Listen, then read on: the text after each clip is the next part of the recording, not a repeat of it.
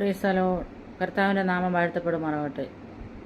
നമുക്ക് വെളിപ്പാട് പുസ്തകം 4-ാം അധ്യായം 1-ാം വാക്യത്തിൽ പ്രകാരം കാണുന്നു. സ്വർഗത്തിലൊരു ആരാധന തുടർന്നുകൊണ്ടിരിക്കുകയാണ്. അതാണ് ഇവിടെ കാണുന്നത്. അനന്തരം സ്വർഗത്തിലൊരു വാതിൽ തുറന്നിരിക്കുന്നത് ഞാൻ കണ്ടു. കാഹളനാദം പോലെ എന്നോട് സംസാരിച്ച് കേട്ട ആദ്യത്തെ ശബ്ദം എന്നോട് ഇവിടെ കയറി വരിക, മേലാൽ സംഭവിക്കാനുള്ളത് ഞാൻ നിനക്ക് കാണിച്ചു തരാമെന്ന് പറയുന്നു.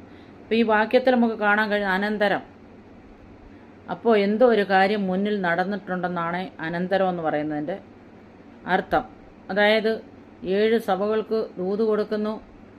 അതിനു മുന്നേ ആയിട്ട് പത്മോസ് എന്ന ദ്വീപിലായിരുന്നപ്പോൾ യോഹന്നാൻ ചില ദർശനങ്ങൾ പ്രാപിക്കുന്നു. അത് കഴിഞ്ഞിട്ട് 4-ാം അധ്യായത്തിലോട്ട് വരുമ്പോഴാണ് ദൂതുകളെല്ലാം പറഞ്ഞ് ഒത്തിരി കാര്യങ്ങൾ അവിടെ ചെയ്തെടുത്ത് കഴിഞ്ഞതിന് ശേഷമാണ് യോഹന്നാനോട് കർത്താവ് പറഞ്ഞ് അനന്തരം സ്വർഗത്തിലൊരു വാതിൽ തുറങ്ങി ഞാൻ കണ്ടു. കാഹളനാദം പോലെ എന്നോട് സംസാരിച്ച് കേട്ട ആദ്യത്തെ ശബ്ദം എന്നോട് ഇവിടെ കയറി വരിക, മേലാൽ സംഭവിക്കാനാണ്.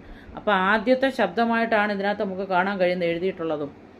ഇപ്പോൾ നമുക്ക് കാണാൻ കഴിയുന്നത് അവിടെ തന്നെ കാണുന്നുണ്ട് അതിൻ്റെ അർത്ഥങ്ങളൊക്കെ. കാരണം ഈ രംഗത്തെ സഭകളിൽ അല്ലെങ്കിൽ വിശ്വസ്തരായ ജയാളികളെ ലോകത്തിൽ നിന്ന് ക്രിസ്തു എടുത്തു കഴിഞ്ഞു എന്നതാണ് വേദപുസ്തകം നമുക്ക് മനസ്സിലാക്കി തരുന്ന കാര്യങ്ങൾ. വ്യാഖ്യാതാക്കളൊക്കെ ഇങ്ങനെ പറയുന്നുണ്ട്, വേദപുസ്തകം വ്യാഖ്യാനിക്കുന്ന ആൾക്കാരൊക്കെ പറയുന്നുണ്ട്.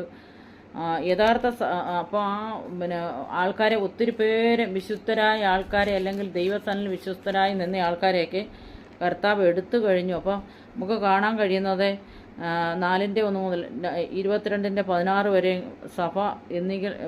സഭ എന്നുള്ള പ്രയോഗമൊക്കെ നമുക്കിവിടെ കാണാൻ കഴിയുന്നുണ്ട്. അപ്പോൾ ദൈവത്തിൻ്റെ പദ്ധതികളാണിത്. യഥാർത്ഥ സഭയുടെ രീതികളെക്കുറിച്ചാണ് ഇവിടെ നമുക്ക് കാണാൻ കഴിയുന്നത്. ആ സഭയിൽ എന്തൊക്കെ നടക്കുന്നു എന്നുള്ളതാണ്. ഒന്ന്, ക്രിസ്തുവിൻ്റെ മണവാട്ടി സഭ ക്രിസ്തുവിനോടുകൂടെ 19-ാം അധ്യായത്തിൽ കാണപ്പെടുന്നു. ദുഷ്ടന്മാരുടെ ന്യായവിധിയും സഹസ്രാബ്ദ വാഴ്ചയ്ക്കായും ക്രിസ്തു വരുന്നതിന് മുമ്പാണ് അങ്ങനെ കാണുന്നത്. ഇപ്പോൾ അതിൻ്റെ 4 നമുക്ക് കാണാൻ കഴിയുന്നത്. അപ്പോൾ 1-ലാണ് അപ്പം നമുക്ക് കാണാൻ കഴിയുന്നത്. അപ്പോൾ അപ്രകാരം ഈ ലോകമെങ്ങും വരുന്ന പരിശോധനയിൽ നിന്നും ഫിലദെൽഫിയയിലെ സഭയെ കാത്തുകൊള്ളുമെന്ന് വാഗ്ദത്തം ചെയ്തിട്ടുണ്ട്.